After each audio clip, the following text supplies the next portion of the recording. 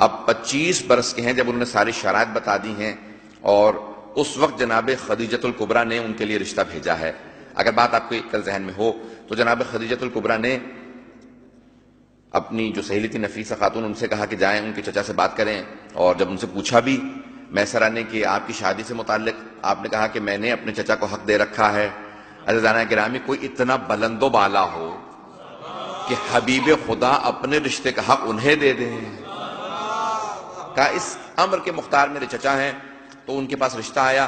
اب یہاں پہ کوئی یہ نہ سمجھے کہ جناب خدیجہ کا مقام کم ہے، پوری دنیا کے لوگ ان کے لیے رشتے بھیج رہے تھے، لیکن انہوں نے ہر رشتے کو رد کر دیا، کہا کہ نہیں، ہمیں کسی ایسے کا انتظار ہے جس کا اللہ نے ہم سے وعدہ کیا ہے۔ تو لیکن جب جیسے ہی جناب ختم مرتبت کا ان کو تعارف ہو گیا کہ یہ وہی ہیں جن کے ہم انتظار میں تھے، تو آپ نے خود رشتہ بھیجا۔ کیوں؟ تاکہ کبھی پیغمبر پہ حرف نہ آئے کہ جناب خدیجۃ الکبریٰ ملکۃ العرب تھی، تو پیسہ دیکھ کے ختم مرتبت میں رشتہ نہ بھیج دیا ہوگا کہ نہیں، آپ کو زحمت نہیں دیں گے، پیغمبر اسلام پہ کبھی حرف نہ آئے کہ دولت دیکھ کے رشتہ بھیجا تھا۔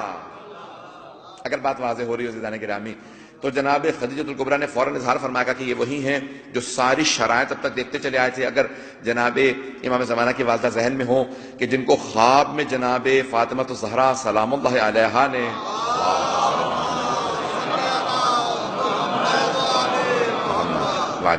جب اشارہ کر رہا ہوں کہ خواب میں آ کے جناب نرجس خاتون کو کہا تھا سلام اللہ علیہا کو کہ جب آپ خواب میں تشریف لائیں تو کہا کہ آپ کا یہ نور یا آپ کی ہیبت، آپ کا جلال، آپ کی عظمت، آپ کی عصمت، آپ جناب مریم ہیں؟ کہا نہیں، میں فاطمہ بنت محمد ہوں۔ اللہم صلی اللہ محمد۔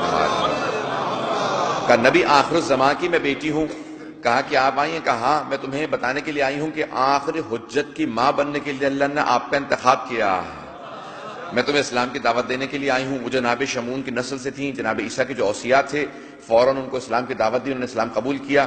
کہا کہ کیسے جاؤں گی؟ کہا کہ یہاں پہ کنیزوں کے جھرمٹ میں چلے جائیے گا، وہاں پہ میرا بیٹا علی نقی آپ کے انتظار میں ہوگا، اپنے بیٹے سے آپ کا عقد پڑھ دے گا۔ اب دیکھیے بی بی نے فوراً بتایا، وہ فوراً وہاں سے کنیزوں کے جھرمٹ میں چلی گئیں۔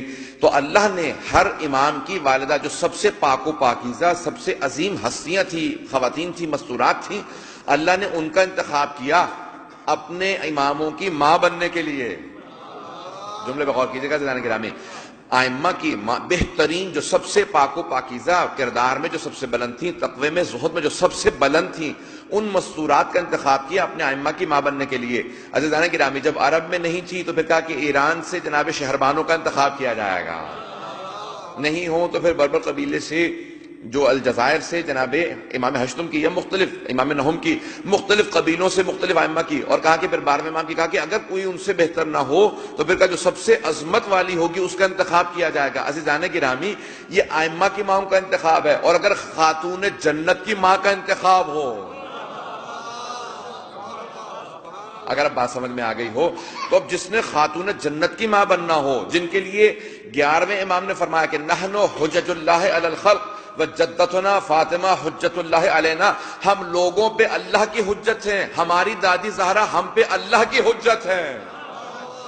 تو اب جو ائمہ علیہم السلام پہ اللہ کی حجت ہو، ان کی ماں بننے کے لیے اللہ نے کسی کا انتخاب کرنا ہو، تصور کیجئے کہ اس بی بی کی عظمت کیا ہوگی، وہ کتنی پاک و پاکیزہ بی بی ہوں گی۔